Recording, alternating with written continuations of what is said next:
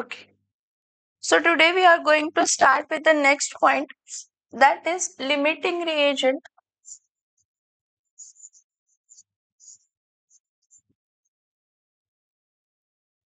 Limiting reagent and excess reagent. Limiting reagent and which reagent? Excess reagent. स्टॉइशियोमेट्री तर आपण बघितली. स्टॉइशियोमेट्री मध्ये आपण ऍक्च्युअली रिएक्शन काय करतो? बॅलन्स करतो. म्हणजे रिएक्टंट आणि प्रोडक्ट. म्हणजे एखाद्या रिएक्टंटला रिएक्ट होऊन प्रोडक्ट किती लागणार हे आपण स्टॉइशियोमेट्रिक रिएक्शन्स मध्ये बघतो.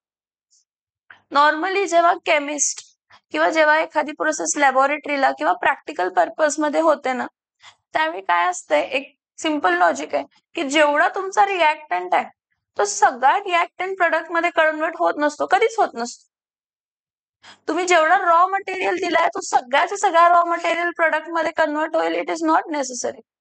म्हणून असं आपण एक सेकंड लॉ ऑफ थर्मोडायनामिक्स मध्ये आपण बघतो की नो मशीन हॅज 100% इफिशियन्सी. कोणत्याही मशीनला 100% इफिशियन्सी नाही, म्हणजे ती सगळ्या प्रोसेसला ऍप्लिकेबल आहे. की जर तुम्ही एखादी रिएक्शन घडवताय तर त्या रिएक्शन मध्ये 100% रिएक्टंट तुमचा प्रोडक्ट मध्ये कन्वर्ट होत नाही. मग ठीक आहे, तुम्ही एखादी प्रोसेस कॅरी आउट करताय, त्यामध्ये 2 रिएक्टंट घेताय. मग त्यामध्ये जर 2 रिएक्टंट तुम्ही आहे तेवढेच लागणार आहेत, म्हणजे स्टॉइशियोमेट्रिक प्रपोर्शन मध्येच घेतला तर थोडं अमाऊंट ऑफ रिएक्टंट्स अनरिएक्टेड राहणारच आहेत according to the practical purpose. मग त्या केसमध्ये काय केलं जातं, जो एखादा एक्सपेन्सिव्ह रिएक्टंट आहे, कसला रिएक्टंट आहे, तो कमी प्रमाणात घेतला जातो.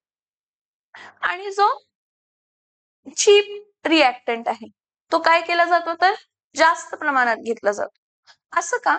तर हु इज लिमिटिंग रिएक्टंट किंवा limiting reagent? So limiting reactant और लिमिटिंग रिएजंट कोण असतं? The reactant which completely reacts. The reactant which completely reacts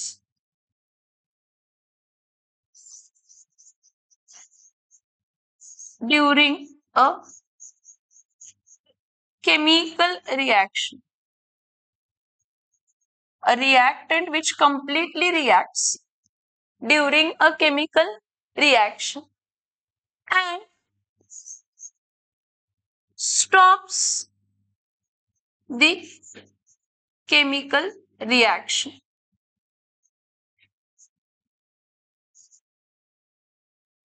After its complete consumption. After its what?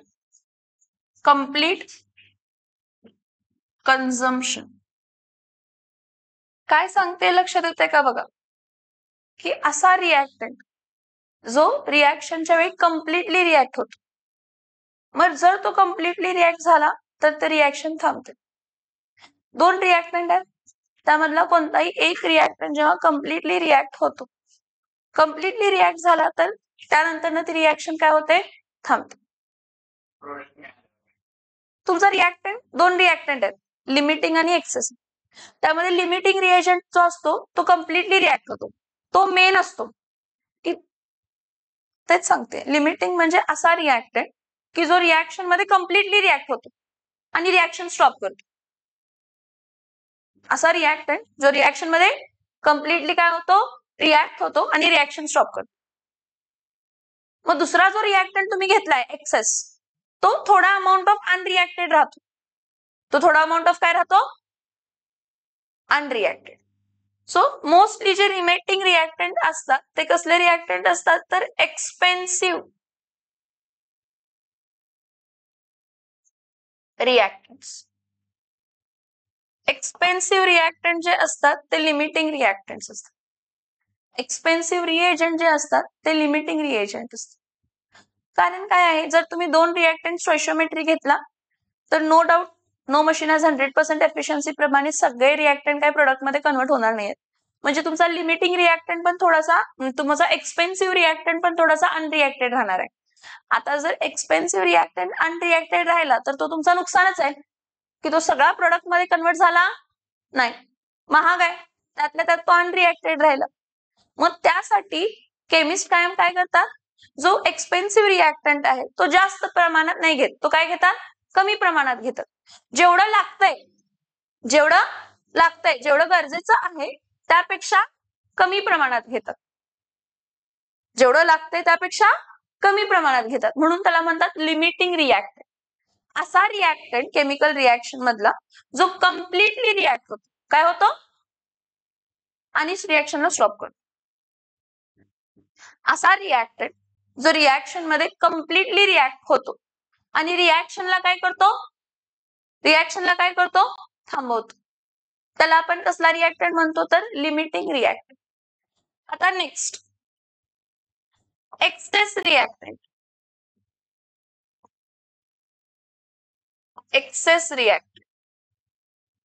आता एक्सेस रिएक्टंट हा चीप रिएक्टंट असतो, स्वस्तात मस्त असणारा. Excess reactant, the reactant which remains unreacted after the completion of reaction.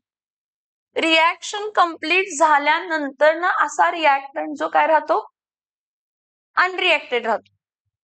काय राहतो, अनरिएक्ट. For example मी 10 मोल घेतलेत आणि त्यातले 4 मोलच वापरले गेले, 6 मोल रिएक्ट झाले नाही. काय नाही झाले, 10 मोल घेतलेले, मी जास्त मोल घेतलेले. एक्सेस रिएक्टंट जो स्वस्तातला होता तुम्ही पहिल्यापासून जास्त घेतलेला, का तर तो काय व्हायला पाहिजे, कम्प्लिटली रिएक्शन कंप्लीट झाली, अनरिएक्टेड राहिला तरी पण चालतो, कारण तो स्वस्तातला आहे, त्याचं काही नुकसान तेवढं होणार नाहीये. सो काय म्हटलंय, the reactant which remains unreacted after the completion of reaction is called as what, excess reactant. कसला रिएक्टंट म्हणतो आपण त्याला, एक्सेस. समजतंय, येस ऑर नो? आता याला खूप सारे मेथड्स आहेत सॉल्व्ह करण्यासाठी, मी तुम्हाला सिम्पलेस्ट वे मध्ये दाखवते. तुम्हाला एकच दिलंय ऍक्च्युली क्वेश्चन लिमिटिंग आणि एक्सेस रिएक्टंटचा, पण आपण खूप सारे क्वेश्चन्स बघूया, खूप सारे म्हणजे 10 तरी क्वेश्चन्स बघूया, ज्यामध्ये तुम्ही आयडेंटिफाय करू शकता की लिमिटिंग रिएक्टंट कोण आहे. आणि हे बघा, एखाद्या प्रोसेसमध्ये जेव्हापर्यंत लिमिटिंग रिएक्टंट समजत नाही तेव्हापर्यंत समजणार नाही की तो लिमिटिंग रिएक्टंट तुम्हाला प्रोडक्ट किती देणार आहे. काय किती देणार आहे, प्रोडक्ट. कारण लिमिटिंग रिएक्टंटच कम्प्लिटली रिएक्ट होऊन प्रोडक्ट देऊ शकतो. आणि रिएक्शन थांबली, कधी थांबते रिएक्शन, जेव्हा लिमिटिंग रिएक्टंट पूर्ण रिएक्ट होतो, मग तोच मेन आहे प्रोडक्ट देण्यासाठी. जेव्हा तो कम्प्लिटली रिएक्ट होईल त्याच्याच प्रमोशन मध्ये तुम्हाला प्रोडक्ट मिळणार आहे. एक्सेस रिएक्टंटच्या प्रपोर्शन मध्ये तुम्हाला प्रोडक्ट मिळायचा संबंध येत, काय म्हणलं मी तुम्हाला, एक्सेस रिएक्टंटच्या प्रपोर्शन मध्ये तुम्हाला रिएक्टंट मिळण्याचा म्हणजे प्रोडक्ट मिळण्याचा संबंध येत नाही. सगळ्यात इम्पॉर्टंट आहे पूर्ण प्रोसेस मध्ये लिमिटिंग रिएक्टंट फाइंड करणे.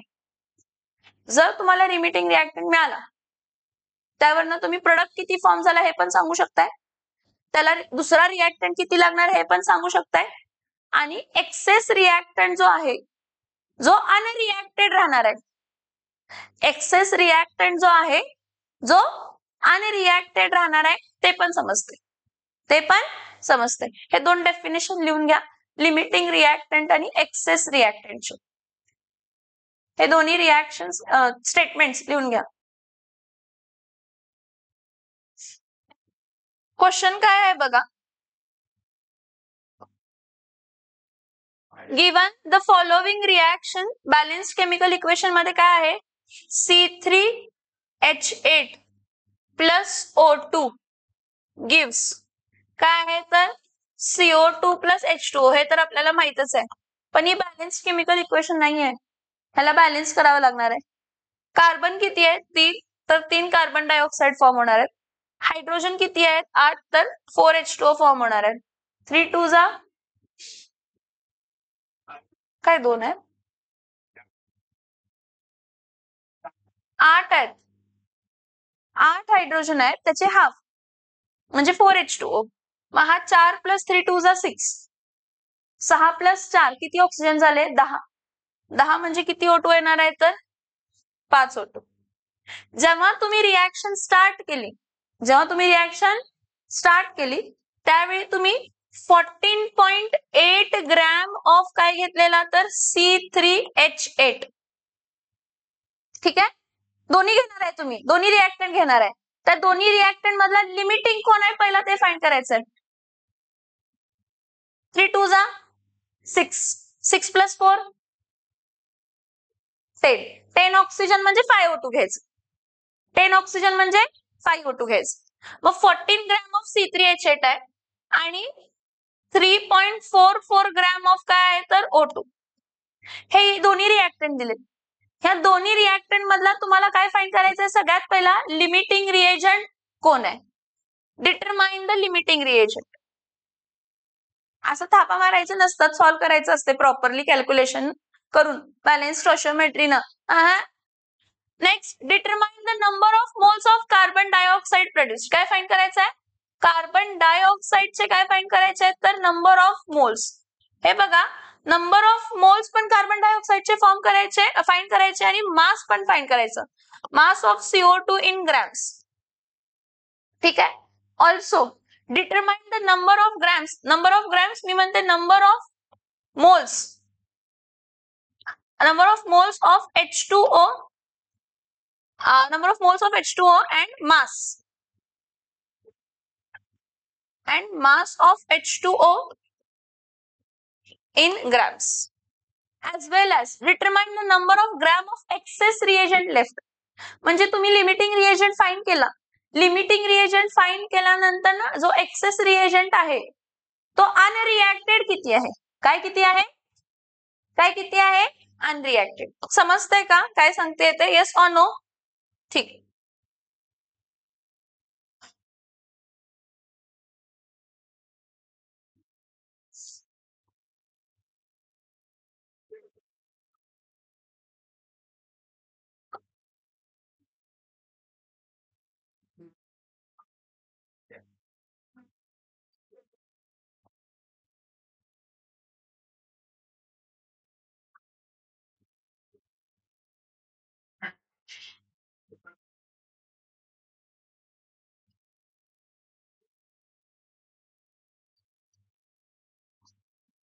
ठीक आता इथे लक्ष द्या सगळ्यात पहिला काय करायचं स्टँडर्ड रिएक्शनला सगळ्यात पहिला जी असेल ती स्टँडर्ड रिएक्शनला C3H8 + 5O2 मैत्र तोंड बंद शिकवताना दोघांनाही सांगते 3CO2 + how many H2O 4H2O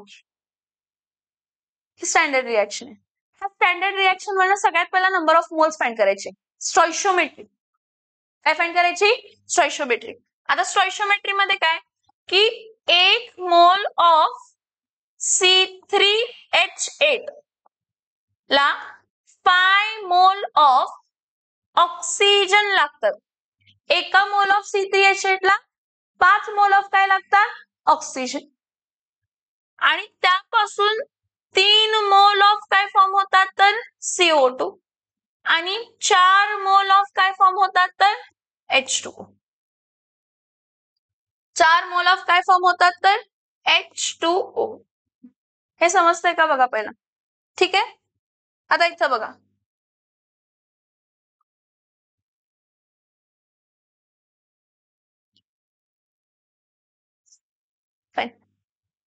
आता ह्याचे मासेसचं रिलेशन पहिला घेऊया कारण तुम्हाला जे काही दिले 14.8 ग्रॅम ऑफ C3H8 आणि 3.44 ग्रॅम ऑफ काय आहे तर O2 आहे O2 3.44 ग्रॅम ऑफ काय आहे तर O2 ठीक आहे मग याचे मासेस जर बघितलं C3H8 चा मास किती असणार आहे 1 मोल ऑफ C3H8 आहे त्याचा मास किती असणार आहे 6 12 1 12 2 24 12 3 जा 12 36 36 + 8 किती येणार आहे 44 किती येणार आहे 44. So 44 gram of C3H8 requires 5 2 जा 10. 10 into 16. Yes. 160 ग्रॅम ऑफ काय लागते तर O2. 160 ग्रॅम ऑफ काय लागतंय O2. पुढं 3 moles of CO2. 1 mole of CO2 म्हणजे 44 ग्रॅम आहे. 1 मोल ऑफ CO2 म्हणजे 44 ग्रॅम. 3 moles म्हणजे किती असणार आहे 3 into 44. 4 1 जा 4, 4 2 जा 8, 4 3 जा 12. 4 1 जा 4, 4 2 जा 8, 4 3 जा 12 plus 1 13, 132. 132 ग्रॅम ऑफ काय येणार आहे तर CO2. आणि 4 मोल ऑफ काय लागते तर H2O. 4 म्हणजे 18 1 जा 18, 18 2 जा 36, 18 3 जा 54, 18 4 जा 72. 72 ग्रॅम ऑफ काय लागणार आहे तर H2O. नाव मी थोडस वेगळं दाखवणार आहे. थेरॉटिकल मोल रेशिओ, त्यानंतर ऑब्झर्व्ड मोल रेशिओ ह्या कन्सेप्ट नाही सांगणार आहे. सोपं जे तुम्हाला समजेल या मेथडनं सांगणार आहे. जी मेथड सांगते, जे टर्म सांगते ते लक्षात ठेवायचे. जी मेथड सांगते, जी टर्म सांगते ती लक्षात ठेवायची. ठीक आहे. आता हे बघा हे मला दोन्ही सांगितले. दोन्ही नॉर्मली दोन्ही रिएक्टंटचा मास दिलेलाच असतो 14.8 ग्रॅम आणि 3.44 ग्रॅम ऑफ वॉटर. मी तर कंडिशन काय यूज करणार बघा, जरा इथं लक्ष द्या सगळ्यांनी. मी म्हणणार की 44 ग्रॅम ऑफ C3H8 ला स्टँडर्ड रिएक्शन मध्ये 160 ग्रॅम ऑफ काय लागतंय ऑक्सिजन. स्टँडर्ड कंडिशन आहे की 44 ग्रॅम ऑफ C3H8 ला 160 ग्रॅम ऑफ काय लागतंय O2. तर मला जो दिलेला मास आहे किती 14.8. 14.8 हा कंपॅरिझन साठी वापरते. 14.8 ग्रॅम ऑफ C3H8 ला किती ग्रॅम ऑफ ऑक्सिजन लागणार. आता हा किती ग्रॅम ऑफ ऑक्सिजन लागणार इज रिक्वायर्ड ऑक्सिजन किंवा रिक्वायर्ड अमाऊंट. काय आहे required amount.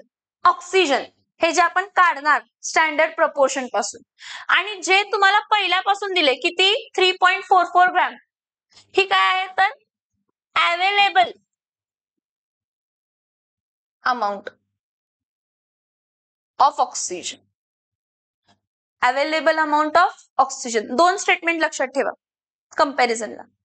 Available amount of oxygen पहिल्यापासून दिलेला असणार आहे 3.44 ग्रॅम आहे आणि ही मी स्टोइस्टोमेट्रीनं काढणार की 44 ग्रॅमला 160 लागते तर 14.8 ग्रॅम ऑफ C3H8 ला किती लागणार दिलंय आपल्या रिएक्शन मध्ये. मला सांग जर अवेलेबल जास्त आहे कसं पण कर फक्त चेंज होणार उलट केलं तर काय होतं ते पण सांगते. पहिला ऐका मी काय सांगते. अवेलेबल अमाऊंट जर जास्त आहे आणि रिक्वायर्ड अमाऊंट कमी आहे लागतंय कमी लागतंय आणि आहे मैत्र्य लक्ष दे लागतंय कमी आहे जास्त. हा रिक्वायर्ड म्हणजे लागतंय अवेलेबल म्हणजे आहे लागतंय कमी आहे जास्त म्हणजे रिक्वायर्ड जर कमी असेल आणि अवेलेबल काय असेल जास्त तर तो एक्सेस रिएक्टंट आहे. काय आहे तो मग जर तो एक्सेस रिएक्टंट आहे तर त्याच्या बाजूचा जो तुम्ही कंपॅरिझनला घेतलाय तो लिमिटिंग असणार. मग कोण लिमिटिंग असणार आहे C3H8. सोप्या भाषेत सांगते. Theoretical number of mole, theoretical मोल रेशिओ, ऍक्च्युअल मोल रेशिओ सोडून द्या. सिंपल लॉजिक वापरा. लागतंय कमी आहे जास्त लागतंय कमी आहे जास्त limiting reagent sorry excess reagent. कसला रिएजंट आहे एक्सेस. उलट त्याचं लागतंय जास्त आहे कमी अवेलेबल कमी आहे आणि रिक्वायर्ड अमाऊंट काय जास्त म्हणजे तो लिमिटिंग रिएजंट.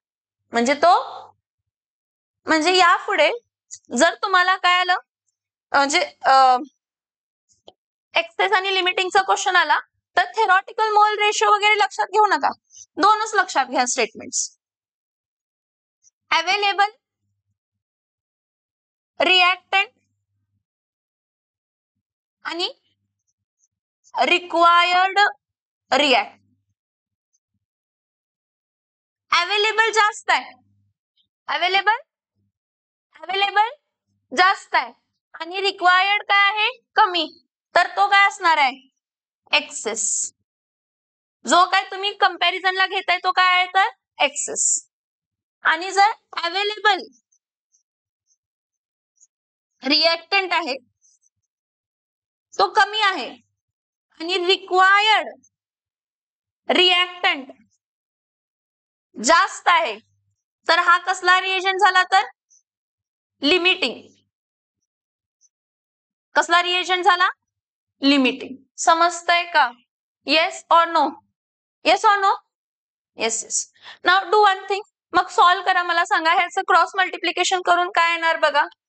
काय येणार आहे, x into 44 is equals to 160 into 14.8. So x is equals to 160 into 14.8 divided by 44. मला याची व्हॅल्यू सांगा सॉल्व करून. मला याची व्हॅल्यू सांगा सॉल्व करून.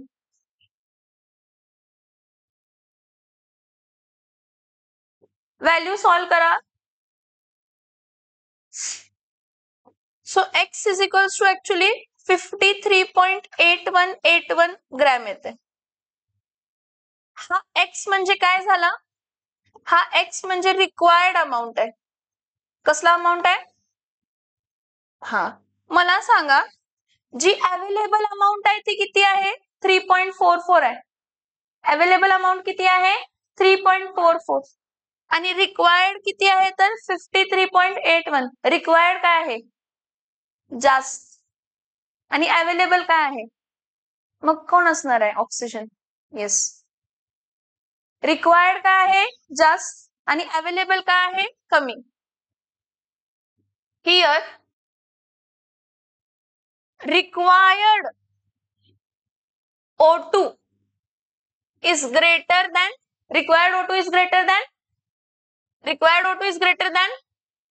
available O2.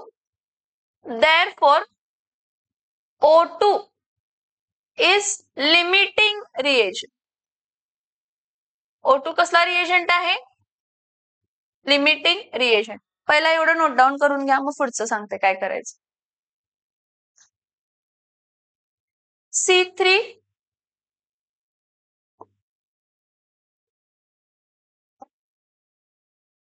C3H8 plus 5O2 gives how many CO2? 3 CO2 plus 4H2O. ह्याच्या मास प्रमाणे हा काय होता, 44 ग्रॅम ऑफ C3H8 जो आहे, 44 ग्रॅम ऑफ C3H8 जो आहे तो 132 ग्रॅम ऑफ काय देत होता तर CO2. आणि 18 म्हणजे 18 4 72 ना, 72 ग्रॅम ऑफ काय देतो तर H2O. हे स्टँडर्ड कंडिशन. आता आपल्याला मागच्या क्वेश्चन मध्ये लिमिटिंग रिएजंट कोण मिळाला, ऑक्सिजन लिमिटिंग रिएजंट होता. कोण होता, limiting reagent, oxygen. Required amount, so who is O2 is a limiting reagent. मग O2 किती अवेलेबल आहे ते बघायचं, हा नाही बघायचा. जो एक्सेस आहे तो कधीच नाही बघायचा. प्रोडक्ट फॉर्मेशनला जो लिमिटिंग अमाऊंट आहे, लिमिटिंग अमाऊंट किती होती, 3.44. तो कम, हा. जी लिमिटिंग रिएजंट आहे, लिमिटिंग रिएजंटची अवेलेबल अमाऊंट घ्यायची, लिमिटिंग रिएजंटची अवेलेबल अमाऊंट. मग त्यासाठी मग किती आहे, 3.44. ठीक आहे. ऑक्सिजन किती होतं तर 160 ग्रॅम ऑफ काय होतं तर O2. सो आता लिमिटिंग रिएजंट ऑक्सिजन आहे. हे बघा, हा लिमिटिंग रिएजंट आहे, त्यामुळे मी काय येणार आहे, 3.44 ग्रॅम ऑफ काय आहे तर O2. 3.44 gram of O2. किती अमाऊंट ऑफ CO ते देणार आणि किती अमाऊंट ऑफ काय देणार, H2O. क्रॉस मल्टिप्लिकेशन आहे, सिंपल क्रॉस मल्टिप्लिकेशन आहे. मग काय करायचं, पहिला बघा 160 gram of O2, 132 gram of काय देते CO2. So 3.44 gram of O2 produces x gram of काय आहे तर CO2. So 160 into x is equals to 132 into 3.44. So x is equals to 132 into 3.44 divided by 160. हे फाइंड करा. पहिला हा CO2 मिळणार, एवढा amount of CO2 in grams मिळणार, एवढा amount of CO2 in grams मिळणार आपल्याला. This much amount of CO2 will be required in grams. ठीक आहे. नेक्स्ट सिमिलरली कशासाठी फाइंड करणार तर वॉटर साठी. 44 gram of C3H8 gives 72 gram of sorry लिमिटिंगच घ्यायचं. 160 gram of O2 requires 72 gram of H2O. तर 3.44 gram of O2 requires x gram of what H2O. परत याचं काय करणार आहे क्रॉस मल्टिप्लिकेशन करून 160 into x is equals to 72 into 3.44. So x is equals to 72 into 3.44 divided by 160. x किंवा इथं y घ्या, कारण एकदा x घेतले तर एकदा काय घ्या तर y. फाइंड करा दोन्ही व्हॅल्यूज काय येतात. फाइंड करा दोन्ही व्हॅल्यूज काय येतात.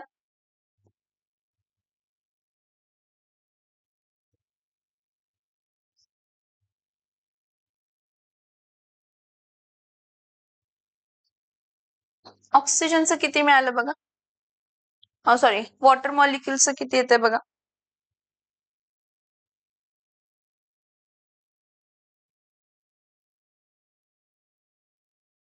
So y is equals to 1.548 grams. 1.548 gram of काय मिळणार आहे तर H2O and 2.838 ग्रॅम ऑफ काय येणार आहे तर CO2. हे मासेस आहेत. काय आहे हे मासेस. आता अजून एक करावं लागणार आहे तुम्हाला. एक्सेस रिएक्टंट जो आहे तो किती अनरिएक्टेड आहे. एक्सेस रिएक्टंट जो आहे तो किती अनरिएक्टेड आहे. इथं बघ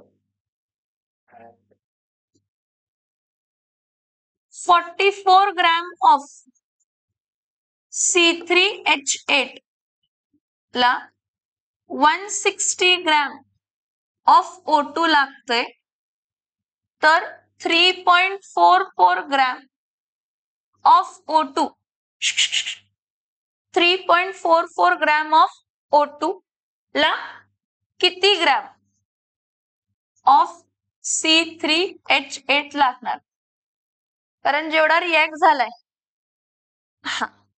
जे दिलंय अवेलेबल अमाउंट आहे minus required amount is the excess reagent.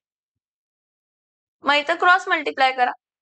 44 into काय करा 3.4 हा 4 मार्काला असतो.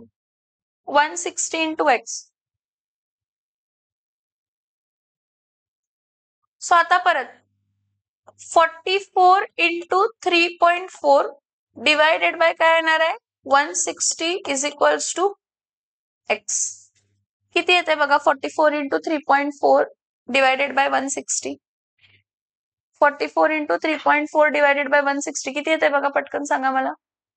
44 into 3.4 divided by 160.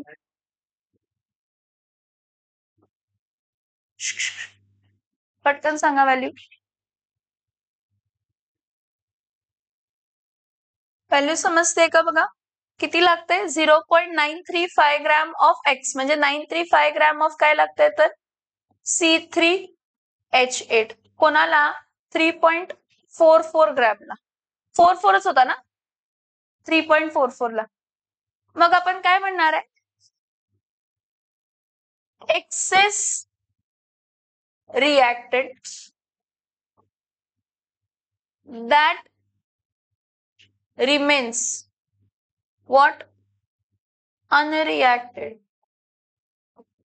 Excess reactant that remains what unreacted. मग किती लिहिणार आहे आपण अवेलेबल मायनस काय करणार आहे परत याला रिक्वायर्ड. अवेलेबल किती आहे अवेलेबल किती आहे बाळांनो अवेलेबल किती आहे 14.8 ग्रॅम आहे C3H8 अवेलेबल किती आहे 14.8 मग 14.8 अवेलेबल आहे आणि रिक्वायर्ड किती आहे 0.935 ग्रॅम. किती येते बघा याचं सबस्ट्रॅक्शन आता 14.8 मायनस 0.935 ग्रॅम किती येते 13 पॉइंट.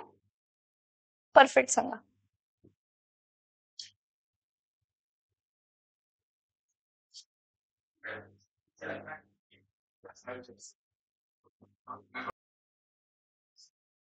किती लागलं